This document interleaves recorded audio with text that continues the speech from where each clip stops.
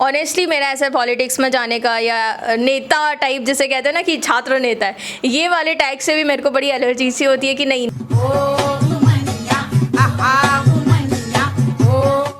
नमस्कार, आप देख रहे हैं ग्वालियर इम्पैक्ट और मैं हूं मिताली।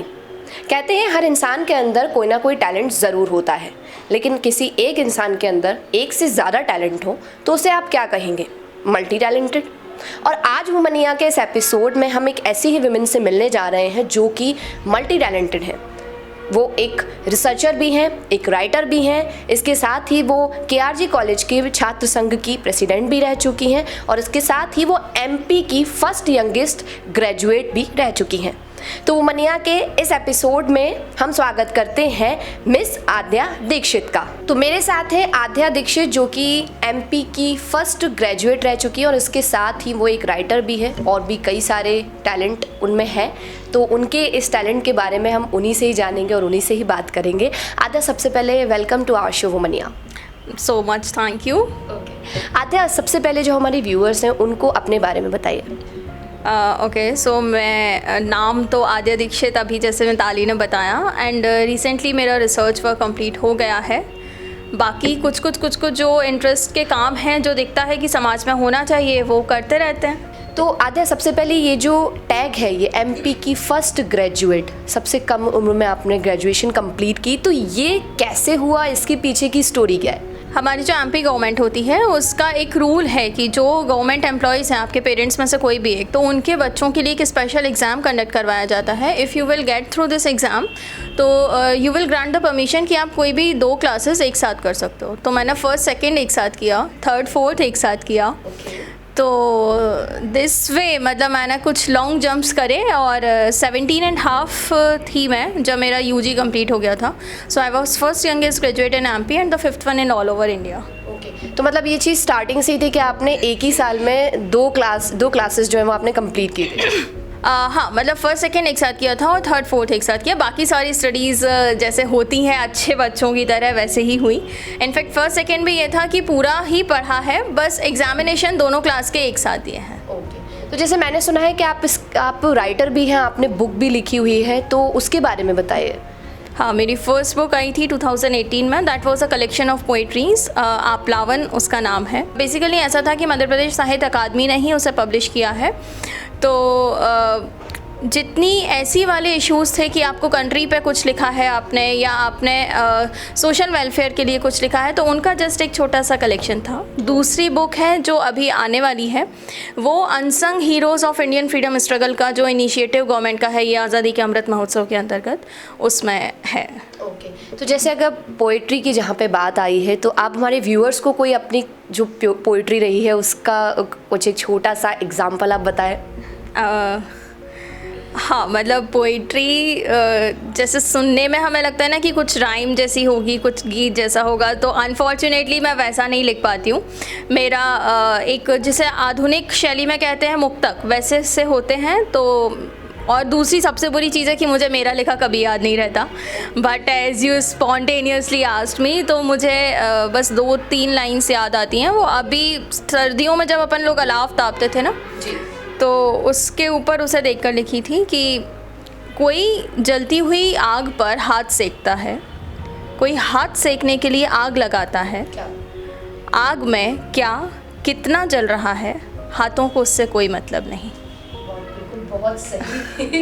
ये बहुत ही रियलिस्टिक है एक्चुअल में। तो आप इस तरह की जो रियलिस्टिक पोइट्री है, क्योंकि मोस्टली पोइट्री रियलिस्टिक ही होती है, तो आप इस तरह की चीज़ों को लिखना ज़्यादा पसंद करते हो? हाँ, मतलब जो सामने दिख रहा है वही लिखा जा सकता है। मतलब ऐसे नहीं होता हाइपोथेटिकली कि आपने कुछ चीज़ सोची या किसी ने आपको बोला कि इस पर कविता लिख कर दो।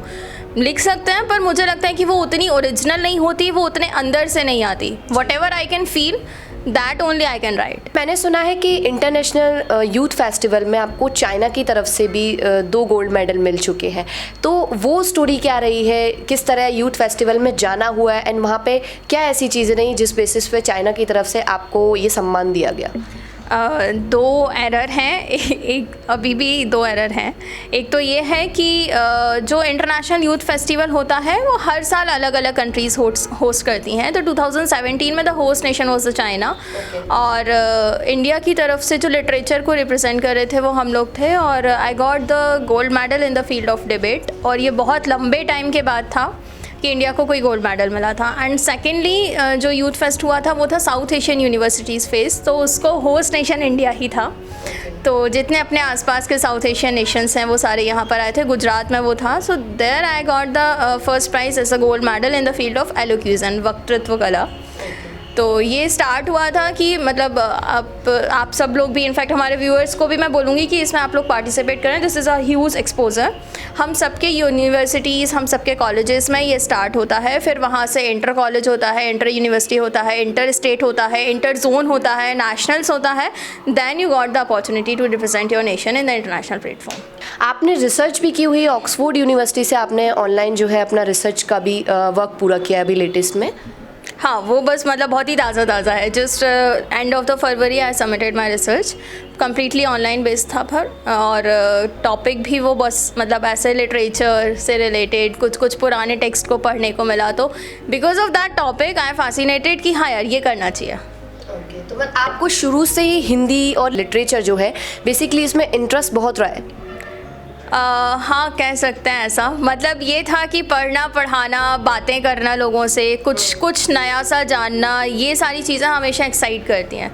कुछ भी नया जहाँ जानने को मिल रहा है सो हाँ मैं वहाँ पर पाई जाऊँगी। आप KRG में जो छात्र संघ है आप उसकी भी अध्यक्ष रह चुकी हैं, तो ये भी एक टैलेंट है कि हाँ, तो ये कैसे हुआ? ये ऐसे था, मतलब मध्य प्रदेश में मेरे ख्याल से 11-12 साल से बैन लगा था student politics, elections and all. When I was in the final year, तो उसी साल बैन हटा। एकदम से ऐसा नोटिफिकेशन आया कि इस साल इलेक्शंस होंगे।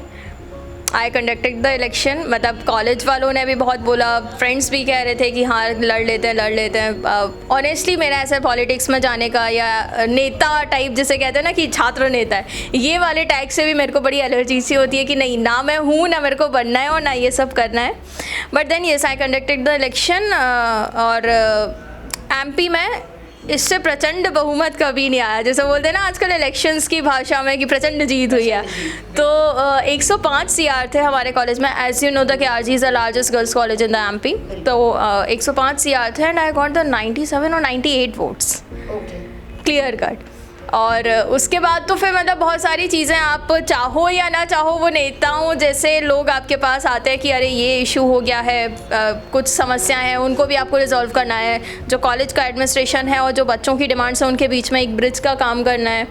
तो बहुत सारी चीज़ें थी, बहुत सारे नए एक्सपीरियंस थे। हाँ, that was a completely different phase of my life. As a president बहुत सारी रिस्पॉन्सिबिलिटी होती है, तो कोई एक ऐसा एक्सपीरियंस जो आपको लाइफ टाइम याद रहेगा कि हाँ मैंने ऐसा कुछ किया था जो मुझे अभी तक याद है? यार ये तो बहुत सारे हैं। मतलब अगर मैं वही बात है कि किताब लिखूं तो मैं ये अपने छात्र राजनीति वाले जीवन के ऊपर अलग से एक ग्रंथ लिख सकती हूँ।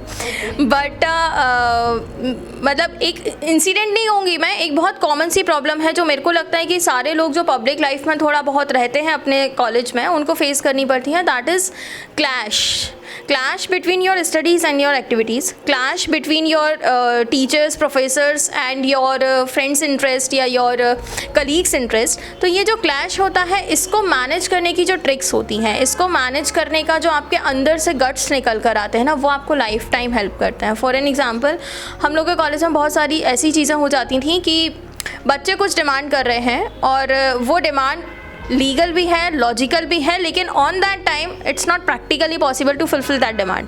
आप उसे डिनाई भी नहीं कर सकते और आप टीचर से ये भी नहीं कह सकते, बीइंग अ रिस्पॉन्सिबल स्टूडेंट भी कह लो या फिर स्टेक होल्डर हो आप वहाँ पर इस समय, तो आपको समहाउ बस मिडिल पाथ निकालना है। तो आपको बुद्धा बनना सिखा देती है आपकी पब्लिक लाइफ।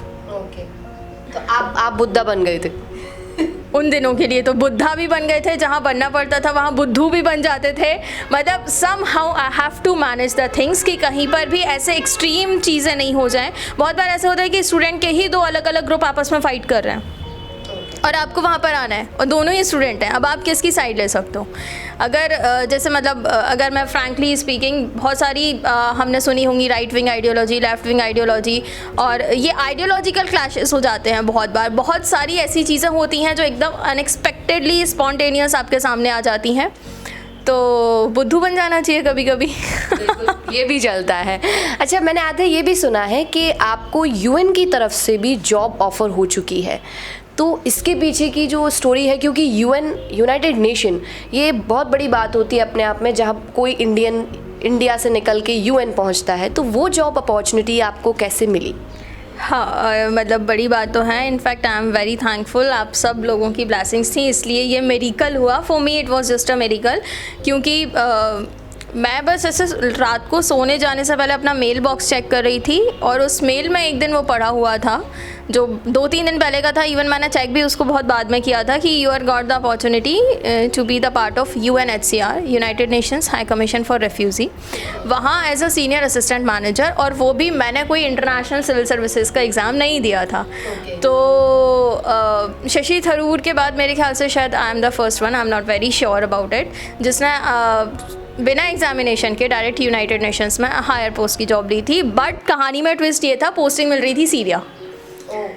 तो सीरिया और लेबनान दो ऑप्शंस थे। लेबनान वाज उस समय, मतलब ये बात है 2019 की, कोविड से जस्ट पहले, लेबनान बहुत बुरी हालत में था उस समय। सीरिया कंपैरेटिवली बेटर था, सो आई प्रेफर्ड कि हाँ सीरिया जाते हैं। तो पहले वीज़ा एंड ऑल उस सब में इशू रहा। फिर the day I had decided कि अब निकल ही रहे हैं सीरिया के लिए, घर वालों को जैसे तैसे कन्विंस करना, कि सीरिया के नाम से कैसे रिएक्ट करते हैं।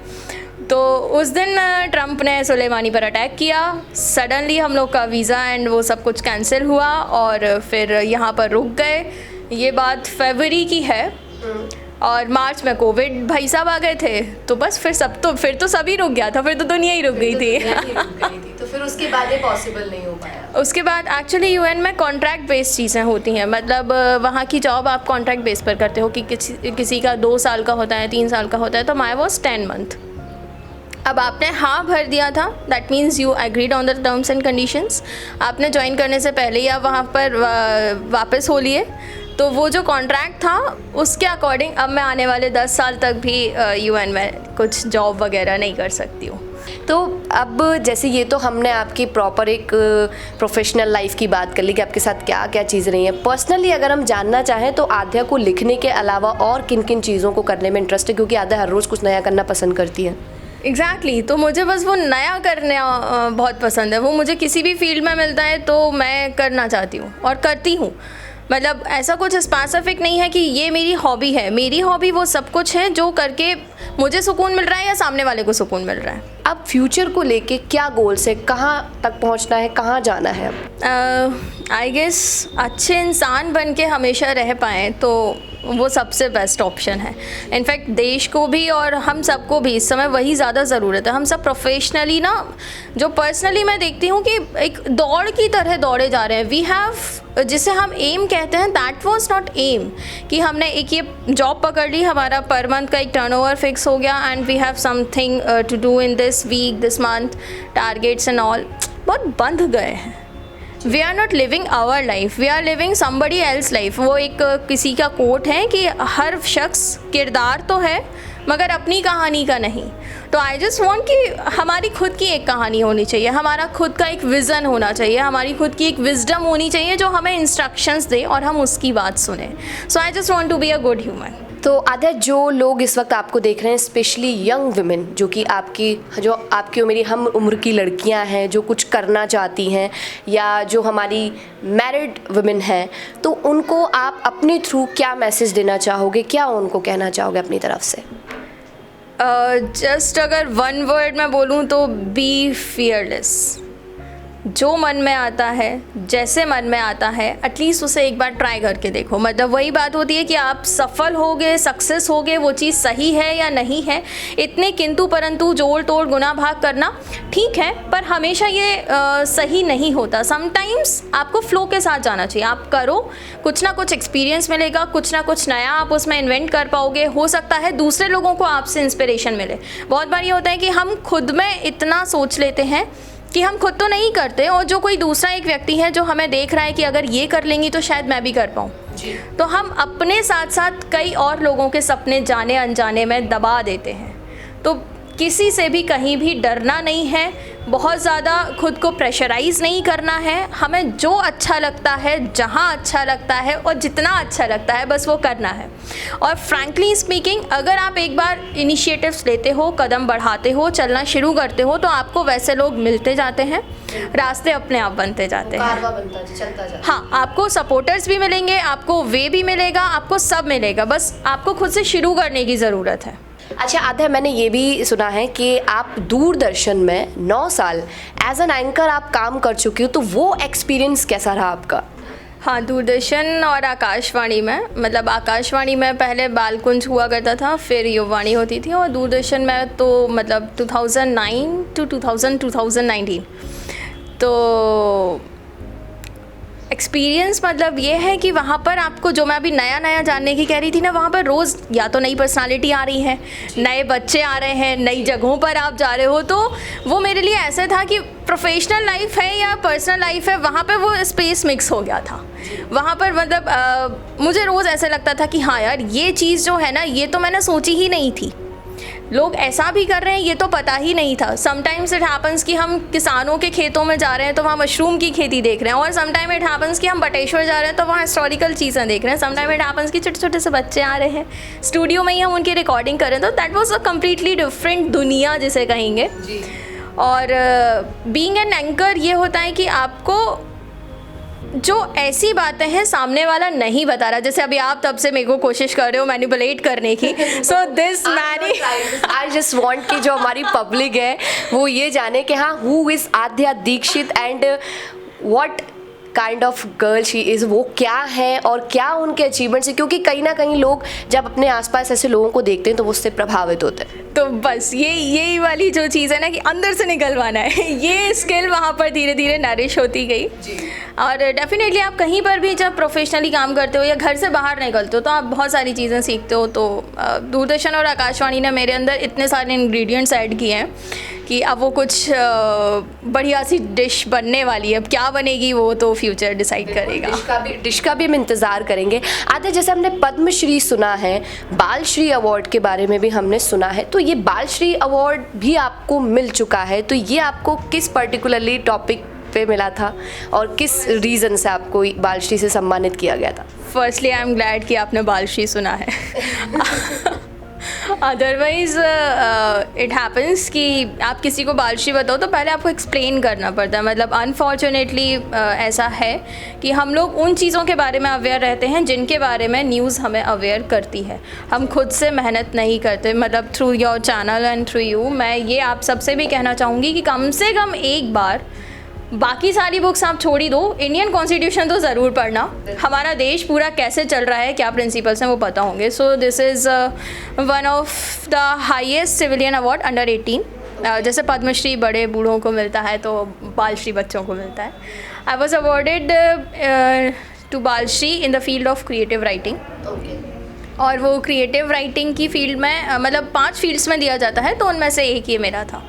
तो जो यंग राइटर्स हैं, चाहे वो लड़का हो या लड़की हो, मैन हो या वुमेन हो, तो यंग राइटर्स को किस तरह जो है आगे बढ़ना चाहिए उनके लिए, और क्या क्या अपॉर्चुनिटीज़ हैं? अपॉर्चुनिटीज़ तो सच में स्पेशली आज का जो ज़माना है ना, ये टेक्नोलॉजी वाला, इतनी है जितनी मैं और आप काउंट भी नहीं कर सकते हैं। डिमांड ये है कि आप ओरिजिनल होने चाहिए। मुझे जो लगता है हम सब आज के ज़माने में ना कहीं किसी ना किसी की कॉपी है या करना चाहते हैं, या कॉन्शियसली और सबकॉन्शियसली करने लगते हैं। तो मैं बस एक चीज़ कहना चाहूँगी कि वो करो, वो लिखो, वो बोलो जो आप हो और जो आपको लगता है। किसी के जैसे मत बनो।